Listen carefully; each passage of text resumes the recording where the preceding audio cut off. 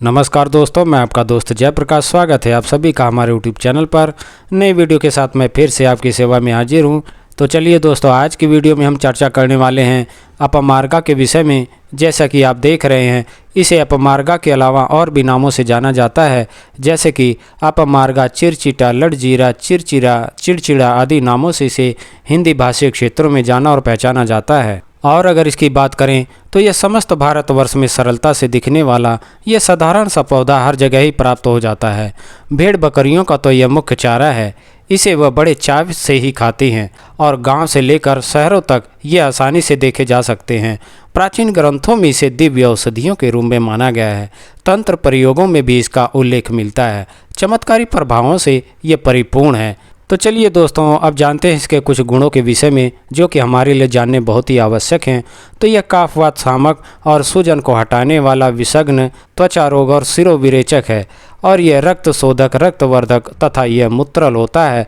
साथ ही यह पथरी रोगों में भी काफ़ी अच्छा काम करता है और ये स्वेद जनन यानी कि पसीना लाने वाला होता है। तो इसके कुछ प्रयोगों के विषय में बात करें तो जैसे कि दांत का दर्द हुआ, तो दांत के दर्द में जो है आप इसके पत्तों का रस निकाल कर और इसको जो है रुई के फोहे में भिगो कर जहाँ पर दांत दर्द हो वहाँ पर आप रखते हैं, तो उससे जो है कि दांत के दर्द में काफ़ी आराम मिलता है। तो चलिए दोस्तों, जैसा कि मैंने कहा था कि इसके चमत्कारी गुण होते हैं, तो इसी चमत्कारी का गुण का लाभ लेने के लिए आप इस तरीके से प्रयोग इसका कर सकते हैं कि जैसे कि आधे सिर का दर्द हुआ, तो कईयों को जो है अधकपारी की शिकायत होती है, तो वह इसके बीजों का चूर्ण करके और इसको सूंघते हैं, तो सिर्फ सूंघने मात्र से ही सर दर्द में आराम आ जाता है। और साथ ही में जो सिर में जमा हुआ कफ होता है वह पतला होकर नाक के द्वारा वह निकल जाता है। तो चलिए दोस्तों, चर्चा को आगे बढ़ाते हुए बात करते हैं भस्मक रोग के विषय में। भस्मक रोग उसे कहा जाता है जिसमें कि बहुत ही ज़्यादा भूख लगती है और व्यक्ति बहुत ही अधिक खाता रहता है, किंतु जितना अधिक खाता है उतना ही वह दुबला पतला बना रहता है। तो जिससे कि अधिक भूख लगने की वजह से वह व्यक्ति भी स्वयं परेशान रहता है। तो वह चाहे तो इससे छुटकारा पाने के लिए आप इसका प्रयोग कर सकते हैं।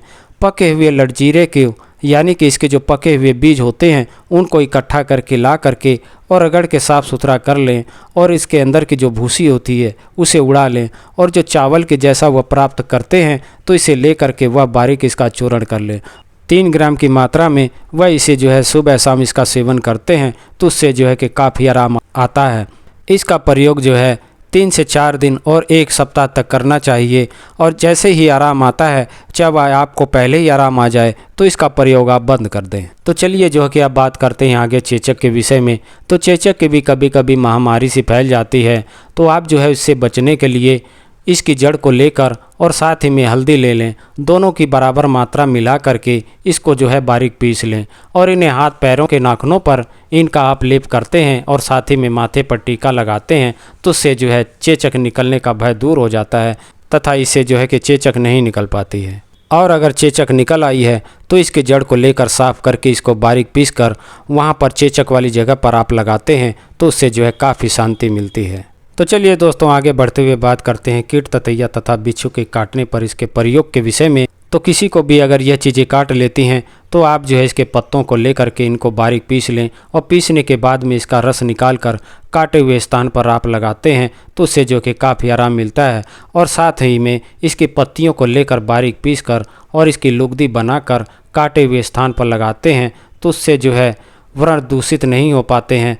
तथा जहर उतर जाता है। तो चलिए आगे बढ़ते हुए बात करते हैं बवासीर के विषय में। तो किसी को भी बवासीर की शिकायत हो जाती है तो इसकी 5-6 पत्तियों को लेकर और 4-5 जो है कि दाने काली मिर्च के साथ ही में लेकर इनको बारीक पीस कर सुबह शाम आप इसका सेवन करते हैं नियम पूर्वक से, तो उससे जो है बवासीर में आराम आता है और साथ ही में जो खून बहने की शिकायत होती है वह भी इससे दूर हो जाती है।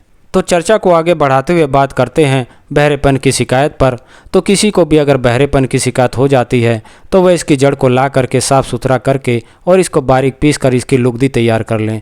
और लुगदी तैयार करने के बाद में जो है कि आप शुद्ध तिल का तेल ले करके और जितने बराबर आपका पेस्ट है उसी के बराबर जो है कि आप तिल का तेल डाल करके मध्यम आंच पर आप पकाएं।